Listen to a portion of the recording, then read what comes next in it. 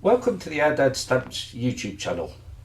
My name's Pete West, and like a lot of people my age, I started collecting stamps as a child, encouraged by my father who was an avid collector. 20 years ago I inherited his collection, and at the same time I also inherited my wife's dad's collection. Since then I've been buying and selling stamps through my online stores at Delcamp and eBay under the name Ourdadsstamps. And this has allowed me to grow the collection into what you see behind me. And now I want to share my experiences with you by producing regular video podcasts with stories about stamps and stamp collecting. I hope you enjoy them, and if you do, please don't forget to click on the like button and subscribe to receive regular updates on new content. Hello again from Ourdadsstamps. Before I start today's video podcast, I'd just like to offer an apology. Last week I didn't put out any content, and I forgot to say this in the previous week's video podcast. Because of the visual content that I'm now including in all the podcasts, I've decided to put these out on a 2-week basis rather than weekly. This will give me time to ensure that the content is of good quality. And my apologies for not mentioning this earlier, but from now on this will be a 2-weekly podcast. Okay, so welcome to this week's. What I thought we'd talk about today is another feature that I hope will become a regular one, and that is a roundup of the British stamp magazines. There's 3 stamp magazines that I'm going to be looking at. One is the Gibbons Stamp Monthly. The second is Stamp Collector. And the third magazine is the Stamp magazine. These are probably the 3 most well-known magazines in the UK. Each month, hopefully, I will get a look at these and just give a roundup of what's included and any matters of interest. Now, in this month's magazines, the focus of interest is largely on London 2022 exhibition. Surprisingly, Stamp magazine doesn't include any article about this, but the other 2 magazines both include stories and features about the up-and-coming exhibition. For those of you that haven't come across this yet, the London 2022 is the international stamp exhibition that was scheduled to go in 2020, but due to the COVID pandemic has been put back, and now is finally going to be shown between the 19th and the 26th of February. It's at the Business Design Centre in Islington and is open each day from 10 a.m. till 6 p.m. If you've never been to a stamp exhibition before, especially an international stamp exhibition before, it's certainly well worth going to see. It's completely free, apart from the first day, which will cost you £10, but all the other days are completely free. And there's an awful lot to see there. I was hoping to go this year, but with the Omicron variation still quite prevalent, there are just too many variables, too many things that could go wrong, and I've decided to give it a miss. Unfortunately, I have attended the London exhibitions quite regularly over the last 5 or 10 years, and they're always enjoyable. And I'm disappointed to miss this one, but hopefully I'll get to see the next one, which should be it's every 10 years, so whether the next one's going to be in 2030 or whether it be 2032, I don't actually know yet, but we shall see. As I said, if you've never been to one before, it's definitely worth going. There is so much to see, whether you're a serious collector, whether you're a new collector, or whether you don't even collect stamps, it's still an interesting place to be. There are 2 floors of stall holders, and these include dealers, auction houses, postal administrations and societies. All have stalls at the exhibition. The type of dealers present range from the high-class international dealers to small private dealerships. From that, you get to see a whole range of stamps. From the international dealers, they always have on display some amazing stamps. with display cases full of penny blacks and £5 oranges. You can probably buy almost any stamp you want at the show. At the other end of the scale, the smaller dealerships often have boxes of odds and ends that they are trying to sell off. These can be just sheets of one country stamps or odd stamps, maybe a few pages from someone's collection, or even whole albums and stock books, all at very reasonable prices.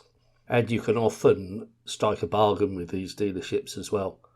Obviously, they still have a living to make, so you need to be sensible with this, but particularly towards the end of the show, you can quite often pick up some good bargains, and it's well worth having a look. Another thing you can also get that's well worth looking, especially if you're new to collecting, is second-hand stock books or second-hand albums that you can pick up for half the cost of a new one. So not only is there stamps, there's all sorts of equipment that you can buy: stock pages, hinges, mounts, tweezers, microscopes, you name it, it's there. So, as I said, it's certainly worth a visit. There's also an exhibition at the back of the hall, which this year has 3,400 frames. And so many, in fact, that it's split into two halves. Half of them were displayed at the beginning of the week from Saturday till Tuesday, and the other half, the second half of the week, from Wednesday till Friday. The organisers have said that the exhibition will definitely go ahead, and there is no chance of them cancelling. Now, obviously, if something calamitous happens between now and then it may well be cancelled. But at this stage, it does look as though it's going ahead. If you want any more information, their website is www.london2022.co. Be careful there, it's .co, it's not .co.uk.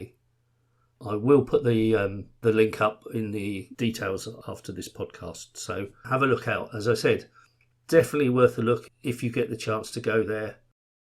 The Business Design Centre is close to King's Cross Station. I think it's the Angel tube station. So it's easy to get to. On a normal year, there's an exhibition there in February and in autumn, September or October. If you can't make the international one in February, then try and get to see one of the later ones. So other things in the magazines. There's an interesting article in the Stanley Gibbons magazine in that they have just released a back catalogue of all their magazines in an online archive. And when I say all, I mean all of them from 1890 to 2009. And then from 2009 onwards, you can already get via the annual subscription. That apparently is 1,650 issues of Gibbons Stamp Monthly magazine, which is a colossal amount and contains a massive amount of information. It will cost you $79.99 per annum to have access to that online archive, but that does include an annual subscription to the current magazine. My only complaint is I have just bought a subscription to the online magazine, and in order to access this archive, I would have to cancel that subscription. Gibbons will then issue me a refund voucher, and then I would take out a new subscription including the online archive. Now, I'm not over impressed by the fact that it's a voucher, not just an ordinary refund. Living in Spain, it's difficult for me to use a voucher because if I buy something from Stanley Gibbons, then I'm liable for import duties. So I'm going to give it a miss at the moment, but I think it's likely that I might take up that offer when my subscription becomes ready for renewal next year. But it's a shame that they've done it this way. I think they've let their customers down, to be honest. A regular article in all three magazines is a roundup of the auction houses of the past month. One of the highlights of the auctions was at Spinks, where they sold the 1861 Bermuda Postmaster's stamp. Described as a true world rarity, it sold for £85,000. Another one mentioned in two of the magazines is an Australia 2-shilling kangaroo with a perforation error. It's a pair, imperf between the two. And that sold for 100,000 Australian dollars, which is over £50,000. British Guiana 4-cent cotton reel sold for £47,000. I always like looking at these auctions, not that there's any chance of me ever buying something like this, but it's good to see that rarities are going for a high price, and it makes you realise that there is still value in stamps. Although most of us don't collect for the monetary value, it doesn't go amiss that what you're paying for does have some worth when it gets to a time when you no longer want it, or you pass it on to your family who may be not interested. One really interesting one was a Robert Siegel auction where a Mongolia revenue stamp, 1926 revenue stamp, it had an estimate of $4,000 to $5,000 and it actually sold for $130,000. Now that's a huge markup on the estimate, and I really don't know the full story behind that stamp. It is quite a rare stamp, but they were wildly out with the estimate. Obviously somebody wanted it and somebody was prepared to pay a big price for it. So wish I had one of those at this time. The Stamp magazine's main article is about the 1935 Silver Jubilee issue, celebrating King George V's Silver Jubilee. And it looks at the British stamps that were produced for this Jubilee in detail, talking about the design and also looking at the one variety, the Tuppenny Halfpenny Prussian Blue. It also has a look at several important covers using the Silver Jubilee stamps. And if you're interested in British stamps or King George V, it's an interesting article to have a look at. There's also an article about the Tristan da Cunha 1961 stamps that were produced to commemorate the 60th anniversary of the volcanic eruption there. Another article looks at the 1922 Gambia, their first pictorial definitive showing the elephant and palm design. And an article on thematic collecting, looking at the art of communication with writing and hieroglyphics on stamps. The cover article on the Gibbons Stamp Monthly magazine concerns the breakup of Ireland and is the story of the creation of the Irish Free State and Northern Ireland. There are also articles on the stamps of Nigeria and the stamps of Sudan, as well as an article from the senior curator of philately at the Postal Museum, which talks about his new books and provides an insight into the material that's preserved there. Another article in the Gibbons Stamp magazine is about one of my favourite pet hates. There's a new issue of British Stamps have just come out to celebrate the Rolling Stones, who have been around forever. As a pop group, I think they're great. I enjoy their music and I listen to a lot of their stuff. And I can see why a set of stamps were produced to celebrate the Rolling Stones. But once again, they've produced 39 different items that can be bought in connection with the stamp issue. 39. Once again, the British Post Office expect you to spend several £100 just on one set of stamps. There's first class stamps, there's £1.70 stamps, 4 of each of those. There's a mini sheet, there's a presentation pack, there's prestige books, and then they go on to the more obscure things like framed pictures of individual stamps, celebration packs of gold ingots. Once again, it's an excuse for me to have a moan about overkill, but I do think this is just too much. Yes, produce a set of stamps, 4, 8, 10 stamps maybe, but that's enough. That's all we need. I don't need all the other stuff. Yeah, it's just too much for me. Finally, the stamp collector's main story is about weird and wonderful stamps. Now, this is a subject I'm quite interested in, and I quite like looking at unusual things in life, not just in stamps, but also errors. And in this case, it's talking about design errors. And one of the ones it mentions is the Monaco stamp, depicting President Roosevelt looking at a stamp in his hand, and he actually has 6 fingers on his left hand, which I find quite amusing. And there's also a reprint of the France Ceres stamp. It's a reprint of the 1 franc brown, where it appears that she's got a beard due to a printing error. So if strange things are your thing, then this is certainly worth a read. And there's quite a few interesting and unusual things in there that you may not have heard about. Also in the Stamp Collector magazine, there's an article on the Ethiopia 1919 stamps, the Ceylon Victorian issues, an interesting article about watermarks and how they can affect the value of stamps, and an article about U-boat postal history, which focuses on an event that took place during the Austro-Hungarian Empire, and is quite an interesting read.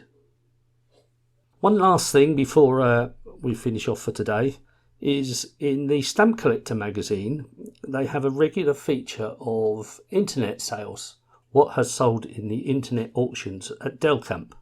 And once again, as I've got a shop in Delcamp, it's interesting for me to have a look at these. And I'm always amazed at some of the prices that these go for. I mean, they are generally good stamps, but it seems an awful lot of money to pay for something from an internet auction site. I would think twice about buying it over the internet from a dealer, from a private seller on Delcamp. And yeah, it's interesting. Some examples: there's Great Britain £1 brown and lilac with a nice cancellation on it that sold for £1,090. Now, Stanley Gibbons lists that at £4,500. So you're getting a good deal in that it's costing you a quarter of the catalogue price. But once again, would I want to pay £1,000 for something over the internet? I'm not sure. I mean, I sell stamps myself, and maybe I'm doing myself out of business here, but the things I sell are generally less than 100. If I do get stamps worth more than £100, I generally sell them through a recognised auction house rather than the internet, because I wouldn't expect people to pay that sort of amount.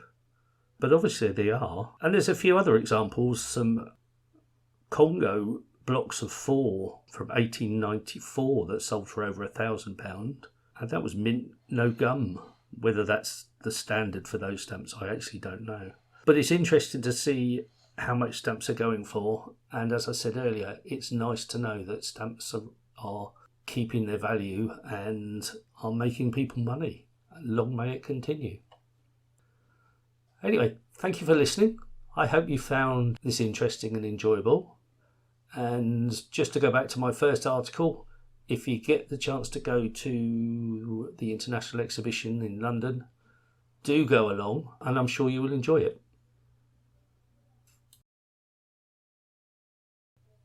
Thank you for watching this video. I hope you found it interesting and enjoyable. And if you did, don't forget to click on the like button and subscribe to receive regular updates on new content. You can also visit my online stores at eBay and Delcamp under the name of Ourdadsstamps, where I have over 2,000 items for sale. Please join us again in 2 weeks' time for another edition of Ourdadsstamps podcast.